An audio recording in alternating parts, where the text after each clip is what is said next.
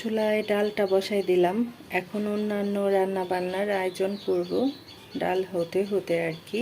সবাইকে আসসালামু আলাইকুম। সবাই কেমন আছেন? আশা করছি অনেক অনেক ভালো আছেন।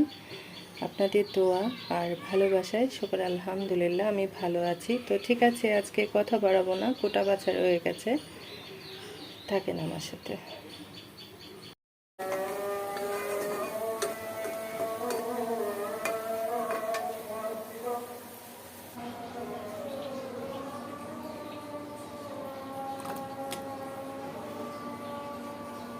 2-4-5 মিনিট জাল করব, তাহলেই ডাল রান্নাটা হয়ে যাবে। আমি টক ডালটা এভাবেই রান্না করি। প্রথমে আদা রসুন বাটা, একটু হলুদের গুঁড়া, ধনিয়ার গুঁড়া, লবণ এগুলো দিয়ে, সাথে পেঁয়াজ কুচি এগুলো দিয়ে ডালটা রান্না করে নেই। তারপর রসুন দিয়ে বাগার করি। তারপর নামানোর আগে এই যে কাঁচামরিচ আর আম এটা দিয়ে এখন এই 2-3 মিনিট জাল করলেই তারপর নামায় নেব।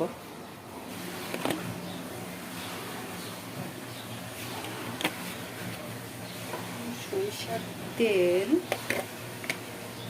একটু আদা রসুন বাটা, তারপর দিতে হবে গুঁড়া মশলা, খুব বেশি কিছু না, একটু হলুদের গুঁড়া, মরিচের গুঁড়া এগুলো দিয়ে মাংসটা ভেজে তারপর রান্না করব। এটা মুরগির দু পেঁয়াজও বলা যেতে পারে। খুব সুন্দর একটা রান্না। এখন খুব ভালো করে মিক্সড করে নেব।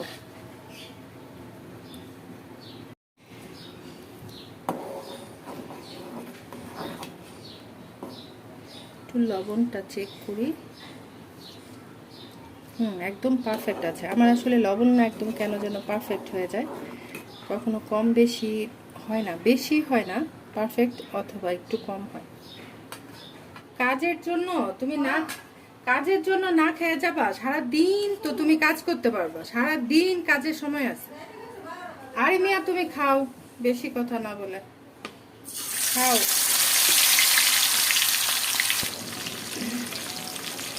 হয়েছে কি, ওই আমার হাসিনাকে আমি প্রতি শুক্রবার নাস্তাটা একদম খাওয়ানোর চেষ্টাই করি। অন্যান্য দিন খাই সেটা আলাদা, কিন্তু শুক্রবার খাওয়াতে পারলে আমার বেশি ভালো লাগে। তো হাসিনা বলছে কি, আমার আরেক বাসায় 12টার সময় যাওয়ার কথা আছে, এখন আমি কিচ্ছু খাবো না। তো আমি জিজ্ঞেস করলাম, কেন, তোমার কি দাওয়াত আছে?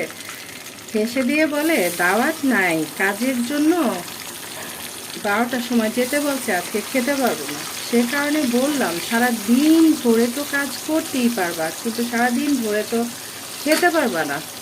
সব বাসায় তো আর সবাইকে খেতে দেয় না। এই হলো বিষয়টা। আর আপনাদের সাথে কথা বলতে বলতে আমি চিকেনটা ভাজাভুজি করে নিয়েছি। এটা শুধুমাত্র আমার মেয়ের জন্য রান্না আজকে। আমাদের রান্না অনেক কিছুই আছে, টুকটাক টুকটাক। আর সাথে কলমি শাক, চিংড়ি মাছ দিয়ে ভুনা করবো, ডাল রান্না করলাম, আর এই যে চিকেন।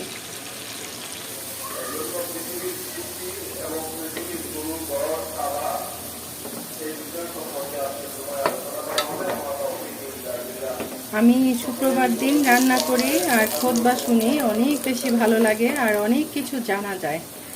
আমার মনে হয় আমরা সব ভাই বোনরাই শুক্রবার দিন খুতবা শুনি, তাই না? ভাইয়ারা তো মসজিদে গিয়ে শুনে, আর আমরা বাসা থেকে শুনি। তো আজকে হজ নিয়ে কথা বলছে, তো সে কারণে শুনবো আর রান্না করব।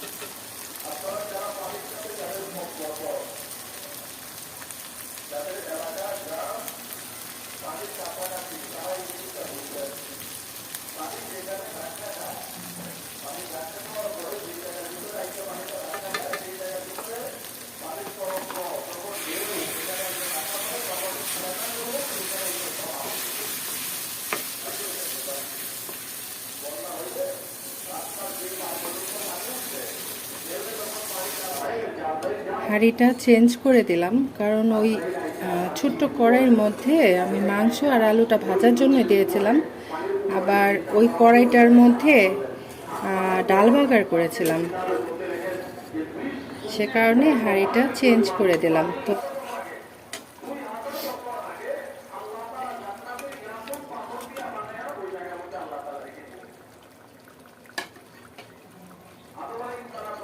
খুব সুন্দর করে কষায় নেব।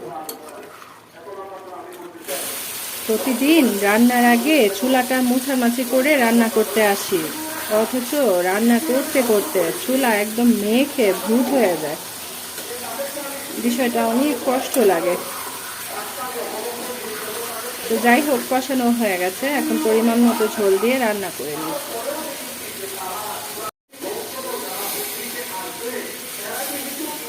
ব্যাস,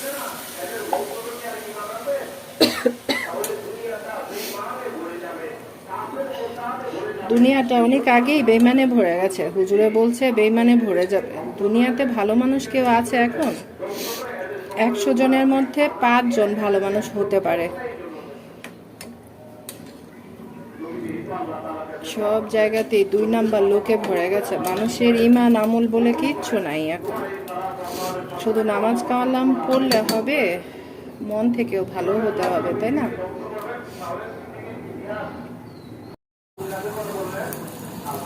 মাংসতে জিরা দিব, জিরার গুঁড়া শেষ হয়ে গেছে, সে কারণে এখন আবার জিরা টালা দিয়ে নিচ্ছি, তারপর গুঁড়া করে তারপর তরকারিতে দিব।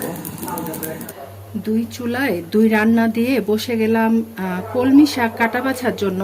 এই কলমি শাকগুলো আমি কিনে এনেছিলাম কালকে, বাবার বাসা থেকে আসার সময় এনেছিলাম, তারপর ফ্রিজে রেখেছিলাম। এখন এই যে 2 চুলায়, মানে 1 চুলায় চিকেন হচ্ছে, 1 চুলায় ভাত হচ্ছে, আর এই যে আমি কাটাকুটি করতে বসে গেলাম। আসলে শুক্রবার একটু ভেজালই থাকে।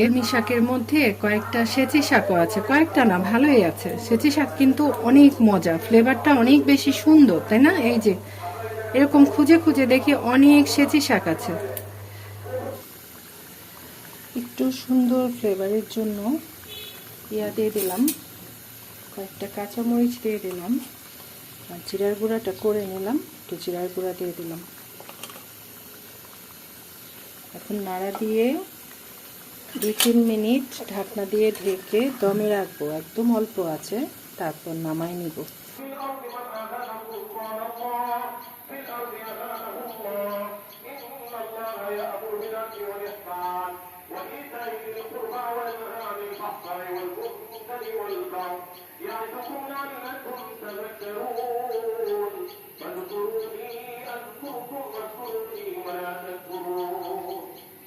আর এই যে দেখেন, শাক পাতা আমি ভিজাই রেখেছি, একদম বেশি করে পানি দিয়ে ধুয়ে তারপরে রান্না করব।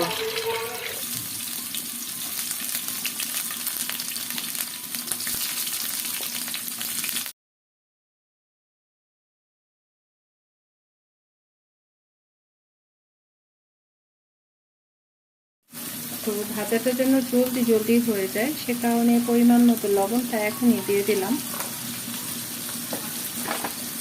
তারপর সব মশলা অল্প অল্প করে দিব। মরিচের গুঁড়া আর দিব না, দিব একটু হলুদের গুঁড়া, ধনিয়ার গুঁড়া, একটু আদা রসুন বাটা, এগুলা দিয়ে খুব ভালো করে একটু কষাই নেব। তারপর শাক পাতা দিয়ে রান্না করে নেব। অল্প করে আদা রসুন বাটা দিয়ে দিলাম। অনেকে শাক পাতায় আদা রসুন বাটা দেয় না, আমি আসলে সব কিছুতেই একটু আদা রসুন বাটা খাই। আমার কাছে নতুবা কেমন যেন ফাঁকা ফাঁকা লাগে। আসলে যে যেভাবে খেয়ে অভ্যাস, তাই না? ভেজে নিব। একটু হলুদের গুঁড়া দিলাম, একটু ধনিয়ার গুঁড়া দিলাম, আর কিচ্ছু দেব না, যেহেতু যথেষ্ট পরিমাণ কাঁচামরিচ দেওয়া হয়েছে। আর শাক পাতার টকটকে ঝাল হলে ভালো লাগে না।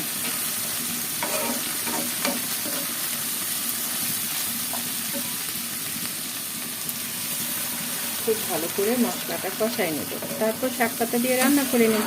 ব্যাস হয়ে যাবে কলমি শাক দিয়ে চিংড়ি মাছ রান্না।